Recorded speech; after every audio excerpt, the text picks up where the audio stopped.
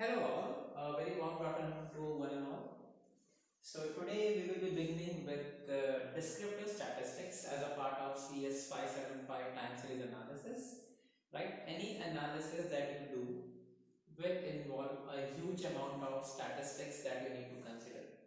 Right? This will be a very basic introductory to statistics, but I would like to mention you one thing that I will try as far as possible to give you the intuition behind choosing a statistics or a metric. Okay.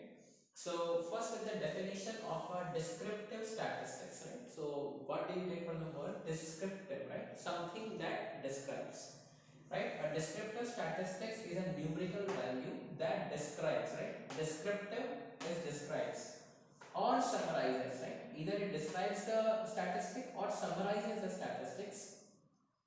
Some characteristics of frequency or relative frequency distribution. We will see this with an example, right? So whenever we deal with statistics, we have a lot of observations, right? So for example, an observation can be like this, okay? So assume it was like a 5 marks quiz, right?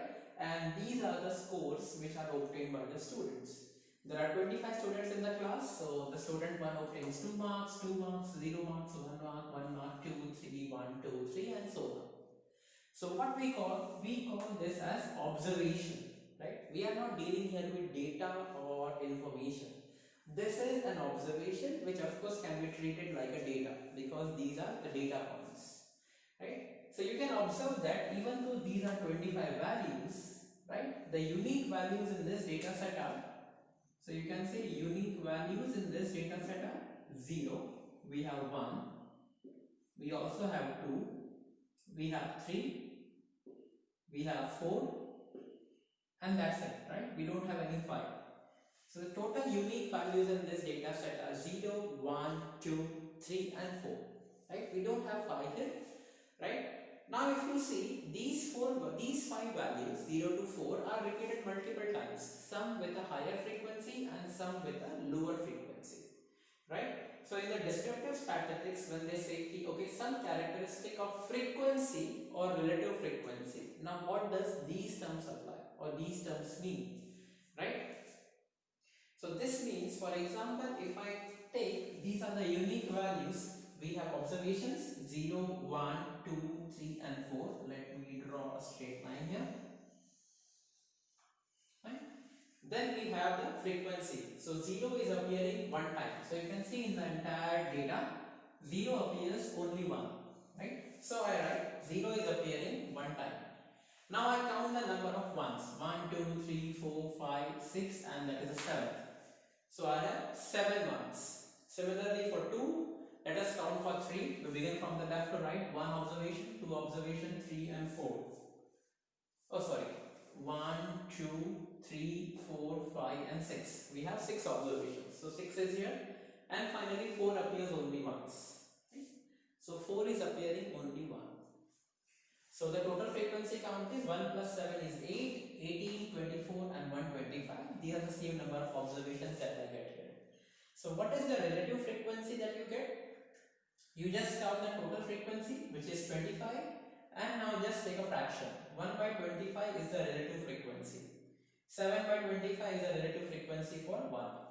Right? And so on and so forth. That is why this says that it describes or summarizes some characteristics of frequency or relative frequency distribution.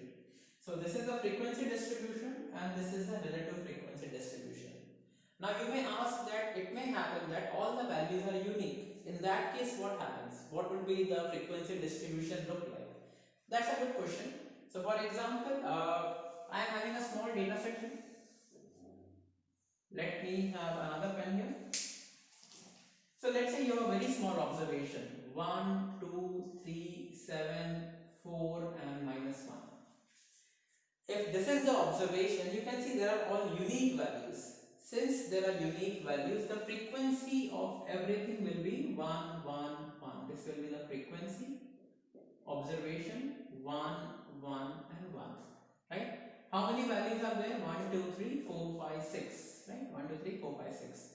So what is the relative frequency? 1 1 by 6, 1 by 6, 1 by 6, 1 by 6, 1 by 6 and 1 by 6, right?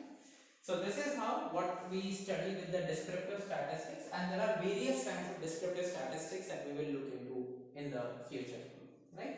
So I think we should stop only here for this lecture, that okay, we saw what is a descriptive statistic. In the next lecture we will see what are the desirable properties of a descriptive statistic. Desirable properties, right? Now we know that descriptive statistics describes some things and what properties that something should have. Okay, so we will move on to the next lecture. Thank you for watching.